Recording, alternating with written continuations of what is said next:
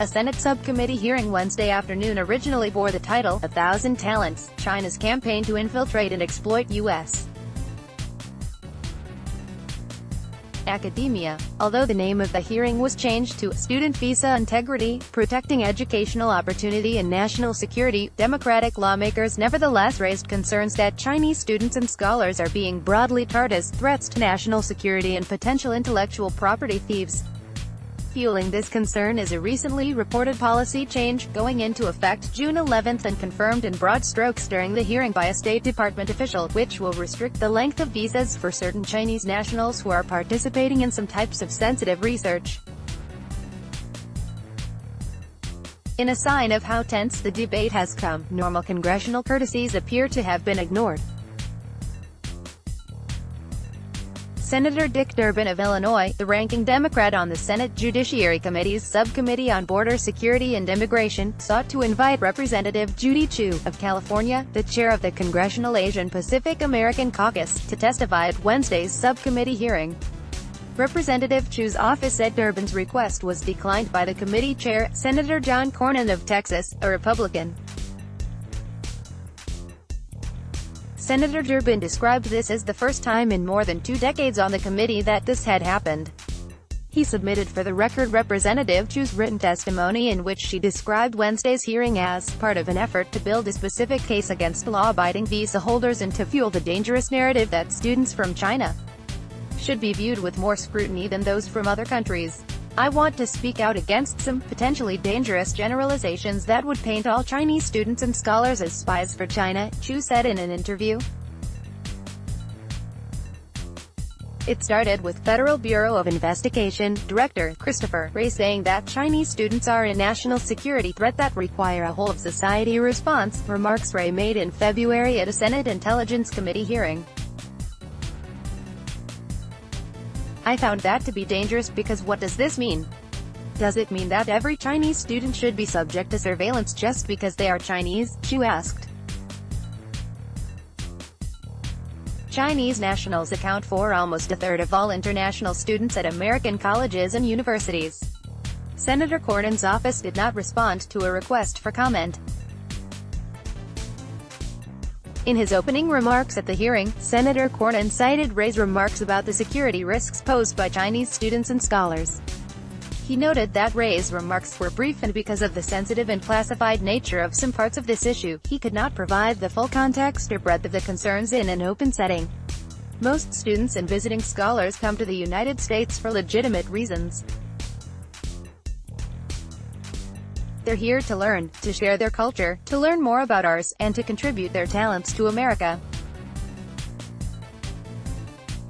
Indeed, I've come to believe that America's higher education community is really the crown jewels of what we have to offer as Americans to the world and indeed represent an important element of our soft power," Senator Cornyn said. "But as a member of the Intelligence Committee and the Judiciary Committee, I can assure you that the threats that Director Wray talked about were real, and they're not limited to one country. There are countries, including state sponsors of terrorism, like Iran, who are actively working to steal U.S. technical information or products, to bypass expensive U.S. research and development, and exploit the student visa program to gain information that will benefit their countries. Protecting our national security while maintaining a free and open academic environment is a difficult challenge," Joseph G. Naraska, the Assistant Director of the Office of the National Manager for Counterintelligence in the National Counterintelligence and Security Center, said in his testimony before the subcommittee. "Although there are many benefits that international students bring to the United States, we must be clear-eyed about the potential risks. There are many foreign academics and researchers currently attending U.S. institutions from nations that are strategic competitors, including Iran, Russia and the People's Republic of China. We are particularly concerned about China because it is among the United States' most formidable economic competitors. Let me be clear," Naraska said in response to a question from Senator Cornyn at a later point in the hearing. "Our counterintelligence concern with respect to China is not driven by race or ethnicity of the students that are in the United States. Our counterintelligence concern is driven by the fact that China has a publicly stated policy goal of acquiring sensitive information and technology around the world, to include here in the United States, and that they seek to access and recruit global experts regardless of their nationality to meet their science and technology aims. E.W. Priestap, the assistant director of the FBI's counterintelligence division, added that for some of the reasons Maraska mentioned, a disproportionate number of the economic espionage cases the FBI sees involve Chinese nationals.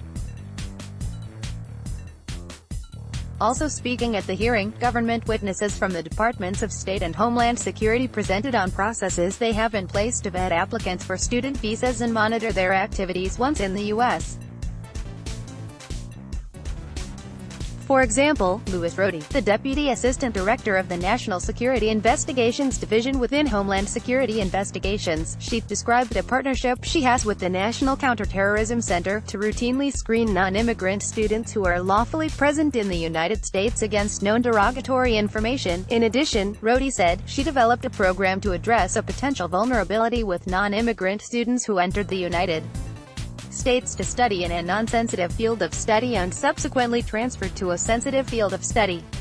Senator Durbin questioned why the hearing focused on the risks posed by international students in particular. I would say of all the possible ways of compromising the economic integrity and even the national security integrity of the United States, this is a small category, he said. Senator Durbin also sought to pin down Edward J. Ramatowski, the Deputy Assistant Secretary for Visa Services in the Department of State's Bureau of Consular Affairs, on the reported change that will limit the duration of visa lengths just for Chinese nationals. News reports have stated under a new policy to take effect on June 11, Chinese graduate students would be limited to one-year visas if they're studying in certain fields such as robotics, aviation and high-tech manufacturing. Is that true? Durbin asked. Senator, we have issued some additional screening instructions to U.S. embassies and consulates to deal with certain individuals from China studying in certain sensitive fields, Ramatowski responded. It would not be appropriate to discuss the details of those internal instructions in an open hearing, but what I can tell you is that these are screening measures. They don't in and of themselves prohibit the entry of anyone into the United States or restrict access to our country. Do they limit? Is it a one-year limit? Senator Durbin asked. In some cases the visa, if approved, might be limited to 1 year, multiple entries, with the option to renew, Ramatowski replied. It's my understanding this just applies to certain Chinese graduate students, is that correct? Durbin asked. It applies to certain Chinese nationals, yes, sir, Ramatowski said. Later, Durbin returned to the question, phrasing it in a different way. June 11, new standard, if you are a Chinese graduate student, you are limited to a one-year visa in certain fields. I mentioned several: robotics, aviation, high-tech manufacturing. True or false? Senator, yes, we do have new guidance on that. That applies enhanced screening to Chinese citizens in certain highly sensitive fields that have been recommended to us by other government agencies, Ramatowski responded. That particular June 11 new standard, strictly for Chinese graduate students? Senator Durbin asked. And certain other individuals of Chinese nationality that might be engaged in similar study or work. Pledges of vigilance also testifying at the hearing were representatives from the higher education world. They stressed that universities are ready partners with the government and that they already comply with existing laws and rules governing sensitive technologies. Universities are increasingly vigilant about securing research programs and ensuring compliance with rules relating to export controls, controlled and classified information, said Kevin Gomek, the Chief Research Security Officer at the Texas A&M. We established the Academic Security Conference in 2017 as a forum for academic institutions participating in the National Industrial Security Program, a program dealing with the protection of classified information. We also managed a listserv with 120 universities for academic security professionals to collaborate daily. Finally, we established the Academic Counter-Exploitation Program, a secure portal on DHS's Homeland Security Information Network, to allow academic institutions to share controlled and classified threat information unique to academia. Gomek said that many others within the academic community also work diligently to protect our nation's high-value research, but more can be done. We recommend establishing an academic counter-exploitation working group to work with the FBI, DHS and other agencies to help inform policy solutions to counter the foreign threat to sensitive academic research. This group could also establish a national initiative to educate faculty and university administration on threats to our research and innovation base. Secondly, Gomek continued, fund federal research robustly. Our adversaries' efforts would be less effective if U.S. faculty and students were resourced more fully. If the U.S. government matched funding levels and provided a focus equal to what the Chinese government is contributing to their talent recruitment programs, it would diminish many of these security issues considerably. University and college officials take threats to national security, academic freedom and economic security very seriously, said Jill Welch, the Deputy Executive Director for Public Policy for NAFSA, Association of International Educators. NAFSA, along with other higher education associations, stands ready to partner with you in these efforts, Welch cautioned, however, against the potential unintended consequences associated with overly broad action.